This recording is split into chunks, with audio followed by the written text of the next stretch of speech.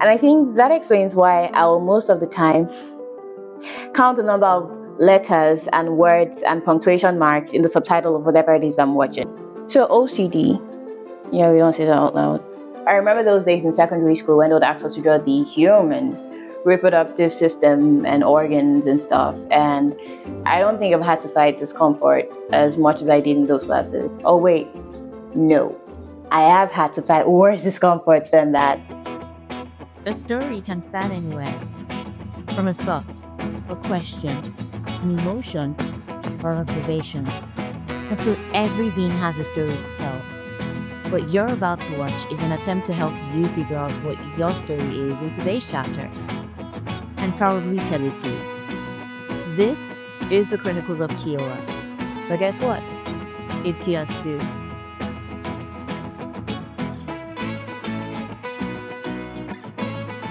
Welcome to our YouTube channel.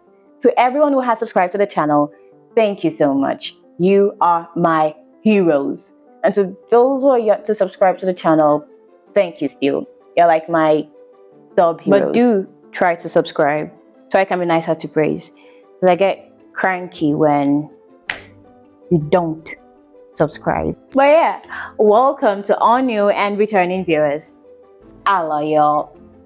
So yeah, I have a couple of questions for you. Oh really? What a surprise.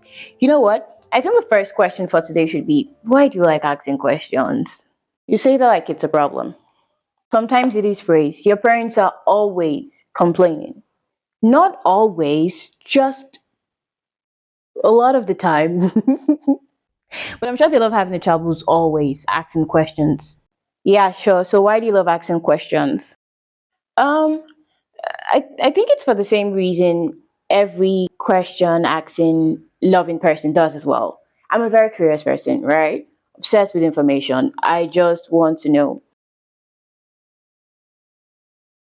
And I think that explains why I will most of the time count the number of letters and words and punctuation marks in the subtitle of whatever it is I'm watching. Like if I was watching this video right now, I'll count the number of words in the subtitle.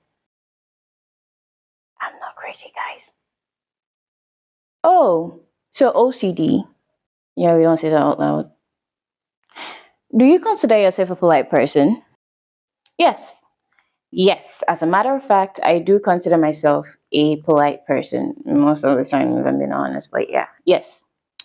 But don't you think saying sorry, please, excuse me is a little too much? I mean, three magical words at a go. Even thinkable is not that magical. She was a fairy. Yeah. Well, I do have an explanation for that. I don't know, man. It just feels so right and necessary in the moment. Yeah. And then makes you feel stupid in the next. That is so true. What a shame. So, what is the most random disturbing thing you've seen of recent? I think that should be the and or on some mannequins for clothes displays that I recently saw. Kind of looks like something that should be in a biology science lab because I remember those days in secondary school when they would ask us to draw the human reproductive system and organs and stuff, and I don't think I've had to fight discomfort as much as I did in those classes. Oh Lord, they're trying to take me back to the days of Sodom and Gomorrah. Save my soul. Oh wait, no. I have had to fight worse discomforts than that. But those are really uncomfortable times and moments in school, secondary school, especially for the ladies. Because, I mean, are they really necessary for clothes fitting? What about for like mailboxes and briefs? Maybe, maybe not. I don't know. But I, no. But what I do know is there's just something that feels more necessary about because, come on, I mean, are we really all now supposed to go out and sticking in people's faces? Not literally, but yeah, whatever, I don't know. It reminds me of the day we were in a KK and I saw one by the roadside, one of those mannequins, and then the man sitting beside me saw it too. And then in my mind, I'm like, oh, this man really be having to fight temptations in so many ways. Because to be honest, your attention then gets shifted from the clothes that's on display to the mannequin itself. So then, what exactly is on sale? Probably your soul. And yeah, that is the most random, disturbing thing that I've seen of recent, if that's how you phrase the question. Next question hit me. Why didn't you post the first YouTube video any sooner? Well, that's because I wanted it to be out on my birthday, which was on the 20th of March, by the way.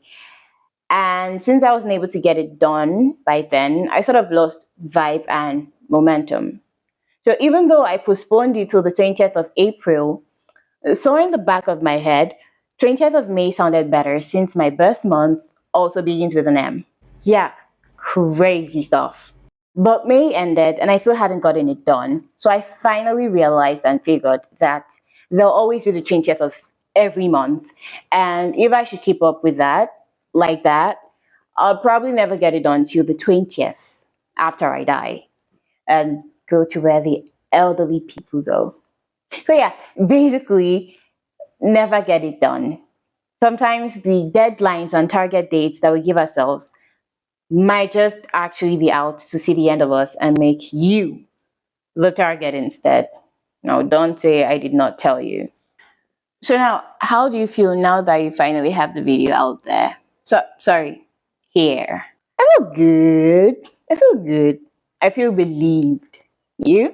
I don't know, man. Good for you, I guess. Okay, fine. I'm proud of you.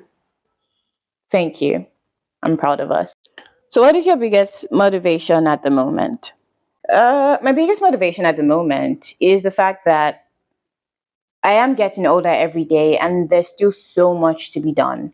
And I think that's also my greatest fear, that I'm going to wake up on one night on 30 and regret and wish that I had done certain things and taken certain steps and realize and finally get to realize that all that I currently consider to be major challenges that would be impossible to deal with were actually things I would have put through if only I had pushed a little harder. A friend of mine who's turning 30 this year, I was on a call with him the other day, like 3 months ago, kind of other day. And he was like, Praise, just do it. Praise, just do it. I'm turning 30 this year, and it's easy to get carried away and think there's still time. And it's true, because I remember when we met, and now marriage is like the next big thing for him. So the way he kept saying, Praise, just do it. Praise, just do it. That's not how he talks, by the way, but yeah.